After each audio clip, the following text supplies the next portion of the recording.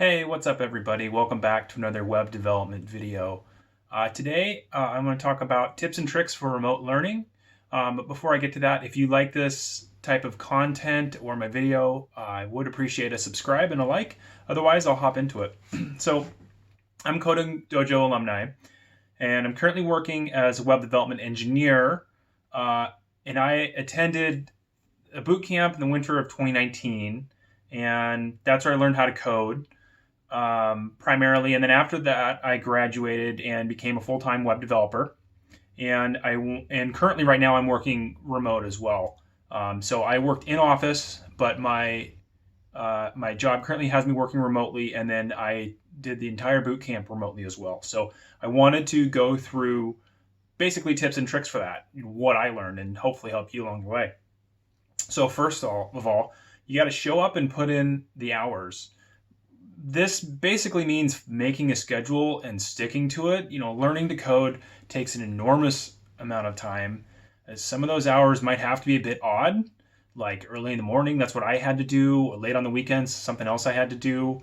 When I was in the boot camp, I coded every night for 2 to 3 hours after dinner, and then from like 6 a.m. to 4 p.m. on the weekends. And this is because I was working full time. But basically, the secret here is to find large chunks of uninterrupted time to fully focus. So, whatever that is for you. And then the other part of showing up and putting in the hours is you need to attend everything that you can. Those are office hours, virtual office hours, the lessons, group work, everything. During my bootcamp experience, I would attend office hours and lectures from my car during my commute, of course with the video off, but I'd rewatch the lecture video when I got back to the computer, and I was able to ask some questions along the way. So I really found that was a great way for me to stay involved and to continue learning and keep connected and stuff like that. So that's first tip, showing up and putting in the hours. The second tip I have is harnessing the power of music. And this isn't just remotely, but this is just kind of in general, coding in general. But find some music that will allow you to focus on coding. This is going to keep your energy up and keep your mind in the correct state. I recommend soundtracks, like epic scores. I also like synthwave, dark synth, which is like electronica. Basically, for me, I like stuff with no lyrics a lot of the time. That really helps me keep and stay in the groove. Next tip. Record the walkthrough or help sessions with permission, and then take the notes later. So if you're getting help from an instructor or working with a team member on anything, just record it, and that way you don't have to sit there and scramble to try to take notes at the same time.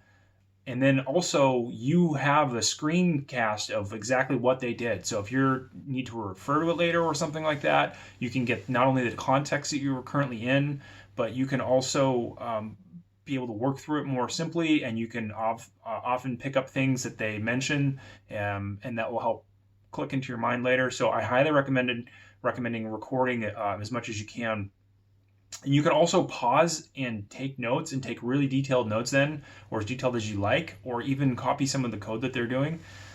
That's also really helpful. So you're going to be able to cover a lot more ground in a help session with an instructor if you don't have to take detailed notes. If you have a half an hour with that person to cover some material, if you can just ask them questions and watch them or have them help you, but not have to write down the notes, you can really cover a lot more ground. So definitely recording is a great way to go.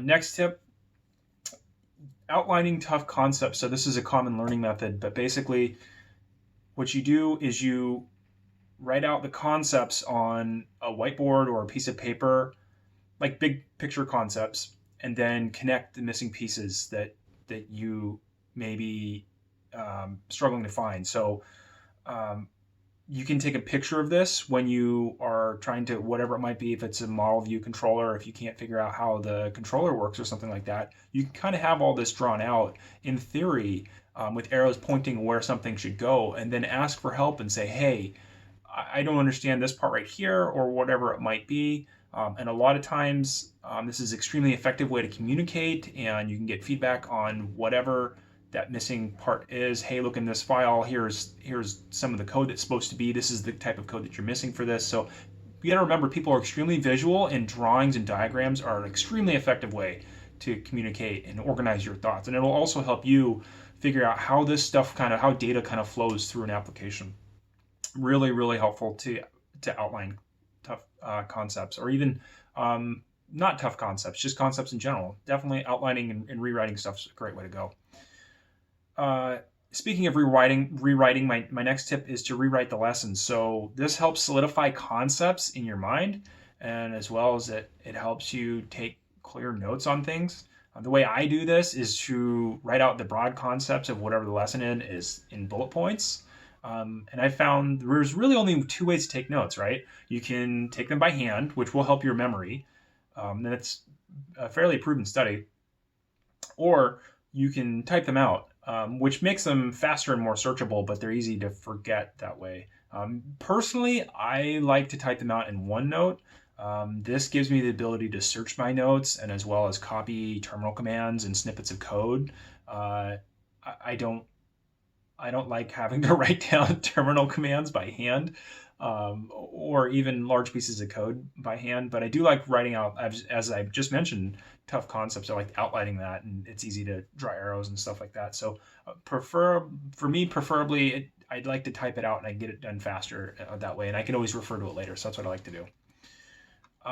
Next tip is getting a proper environment set up, or setting your equipment up properly. So whatever that means for you, I would suggest thinking about this long and hard and making adjustments along the way. Don't just get stuck with your 13-inch monitor or laptop. If you have the ability to connect it to a larger screen, or get a larger screen or something like that, that might help you a lot. Don't just get stuck in a situation that might not be optimal for you. So for me, that means dual monitors and noise canceling headphones. I just picked up the noise canceling headphones because working from home now for these longer hours during the day, kids make a lot of noise and whatnot. So it's helped me a lot concentrate and kind of tune out their noise. For the monitors that I use, I just bought a couple of older Dell monitors. They're like 21-inch monitors. And then I just mounted them to an arm, so it gives me more desk space. I think they were maybe $100 a piece or something like that. But whatever this means for you, if this means getting a wireless mouse or something like that to make your setup more comfortable, or wireless keyboard or full-size keyboard, I say, think about this. And after you're going through coding for a little bit and you're thinking, boy, this could be nice if I just did this one thing, go ahead and go do that. It'll definitely help you stay in the zone and be more comfortable as you're coding. My next tip is basically a really common one that you're going to hear, but if you get stuck, take a break. That's so hard to do, especially when you're learning and you have a lot of stuff to do. But sometimes taking a break and getting a fresh start will really help reveal answers. It's true. This happens to me all the time when I'm learning something or I'm working in my daily job. I found that this often works best with like exercise when that's involved. Even something as simple as taking a walk, or taking a break to sleep on it, starting fresh the next day. But taking a break, definitely highly recommended, even if it's only for 10 minutes or something like that.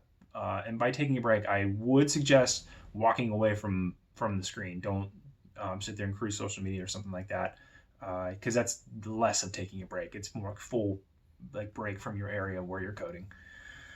And then lastly, my last tip, don't forget to spend time doing something that you love. Find some time to relax. I know it's really hard in a coding bootcamp, especially when you're doing things online. The amount of work that you need to do in order to learn how to code is a lot. And for me, this is something I also struggled with, but I found it's really important to give yourself that time to unwind, have fun, be yourself, whatever that might be, relax. If that's watching TV, if that's exercising, if that's going for a drive, playing some sports, playing video games, whatever that might be, I really highly recommend doing that. If you can't do it every day, try to do it once a week. Maybe set a schedule for that, Saturday night and movie night or something like that. After 9 p.m., no coding, it's always movie night, something like that. That's really, really a great way to make sure that you stay connected and relaxed and blow off some steam.